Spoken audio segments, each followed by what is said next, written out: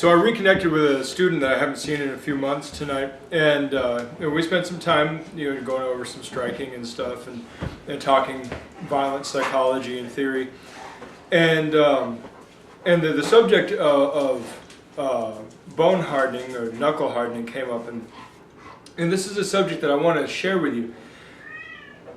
There is a limit to how much bone hardening that you can do before it starts causing adverse effects. You see a lot of the masters. I mean, Master Pan up in Canada, comes to mind because of his gnarly knuckles. But there are so many karate masters that have gnarly knuckles from the Makiwara, and I myself have a striking post in the yard.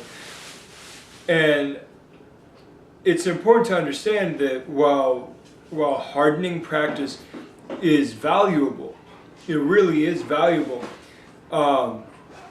it has a limit, because if you bring yourself to the point of breaking so often, you tend to build up bad habits. Pain is a great motor inhibitor, and you start trying to train through pain, you start ingraining poor, less efficient, and poorer motor patterns as you're training. So while you may be training the toughness, you are actually training bad motor patterns, and it can actually adversely affect your practice.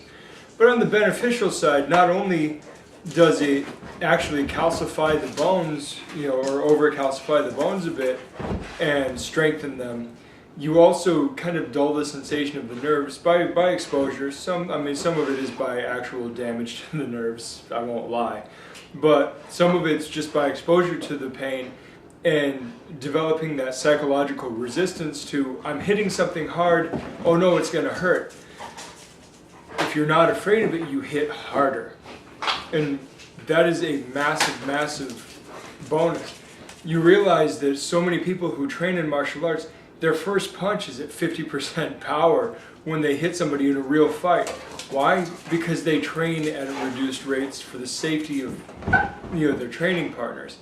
So it's a good way to be able to overcome some of that safety parameter training, and so that at least your 50% will be somebody else's 90%. But these are important lessons, and so I don't want you to neglect bone hardening, fist hardening, hand, forearm, shin hardening practices, but I want you to be smart about it. And don't go overboard. Don't go to the point of, excessive bleeding. I mean, it's one thing if you work your skin a little raw. That's up to you. I mean, it's still not necessarily the smartest thing, but you start going to things where you start really damaging the bones and giving yourself hairline fractures and all that, it starts becoming more damage than the reward is worth.